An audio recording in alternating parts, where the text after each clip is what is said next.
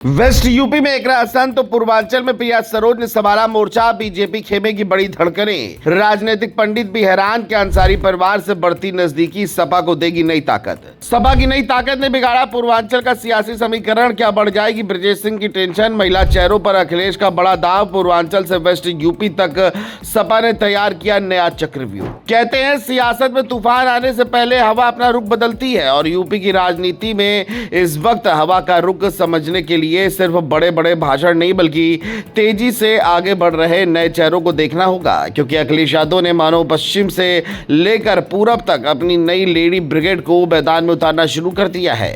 West UP में इकरा हसन का नाम तेजी से चर्चा में है तो पूर्वांचल में प्रिया सरोज लगातार अपनी अलग राजनीतिक पहचान बना रही है। एक तरफ इकरा संसद से लेकर जमीन तक अपनी बात रखने के अंदाज से सुर्खियां बटोर रही है तो दूसरी तरफ प्रिया सरोज युवा, महिला और पीडीए वोटरों के बीच अपनी जगह बनाने में जुटी है। और इसी बीच पूर्वांचल की राजनीति में अंसारी परिवार से जुड़े सियासी समीकरणों की चर्चा भी तेज है। यानी तस्वीर को जोड़कर देखे तो सवाल बड़ा है, क्या अखिलेश यादव 2027 से पहले पश्चिमी उत्तर प्रदेश से पूर्वांचल तक एक ऐसा नया सियासी गलियारा तैयार कर रहे हैं जो बीजेपी की धड़कनें बढ़ा सकता है। आइए पूरा खेल समझते हैं।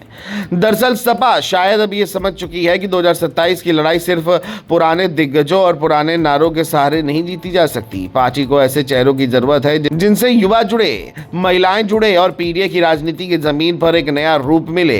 यही इकरा हसन और प्रिया सरोज का नाम सामने आता है।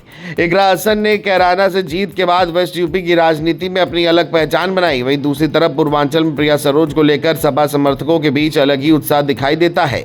महज कम उम्र में मछली शहर से लोकसभा चुनाव जीतकर उन्होंने बीजेपी को बड़ा झटका दिया था।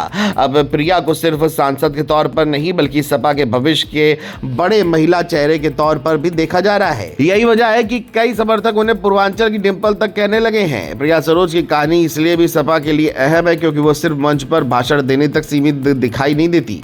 कभी ग्रामीण महिलाओं के बीच पहुंचना, कभी खेत में धान रोपती नजर आना तो कभी स्थानीय समस्याओं को सीधे उठाना, इन तस्वीरों ने उनके लिए घर की बेटी जैसी ही छवि बनाने में मदद की है। वो कानून की पढ़ाई कर चुकी हैं और पेशे से वकील रही हैं, इसीलिए उनके समर्थक उनकी पढ़ाई और राजनीतिक समझ को भी उनकी ताकत बताते हैं। दूसरी ओर उनका दलित समाज से आना अखिलेश यादव के पीडीए फॉर्मूले में भी अहम माना जाता है। सपा की कोशिश पिछड़ा, दलित और अल्पसंख्यक वोटों को एक साथ जोड़े रखने की है।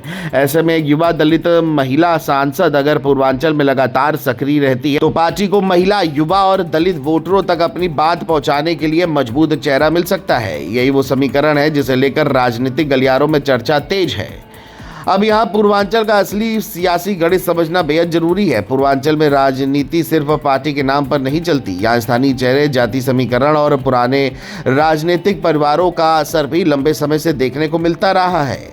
गाजीपुर, जौनपुर, मऊ, वाराणसी और आसपास के जिलों की राजनीति में अंसारी परिवार से लेकर ब्रजेश सिंह जैसे प्रभावशाली नाम अलग अलग समय पर चर्चा में रहे हैं। मौजूदा दौर में अंसारी परिवार से जुड़े कुछ नेताओं और सपा के राजनीतिक रिश्तों को लेकर भी लगातार चर्चा होती रही है। ऐसे में अगर सपा पीडीए के साथ अपने युवा, महिला चेहरों को भी आगे बढ़ाती है तो पार्टी पूर्वांचल में कई स्तर पर अपना समीकरण मजबूत करने की कोशिश कर सकती है। अखिलेश के लिए सबसे बड़ी राहत ये हो सकती है कि उन्हें अलग अलग क्षेत्रों में नई पीढ़ी के ऐसे चेहरे मिल रहे हैं जिनकी अपनी पहचान बन रही है। बीजेपी के लिए चुनौती इसीलिए भी होगी क्योंकि वह खुद महिला, लाभार्थियों, दलितों और पिछड़े वर्गों के बीच अपनी पकड़ मजबूत रखने के लिए लगातार काम कर रही है। यानी मुकाबला अब सिर्फ योगी बनाम अखिलेश का नहीं बल्कि जमीन पर कौन से चेहरे किस वोटर तक पहुंचते हैं इसका भी होने वाला है।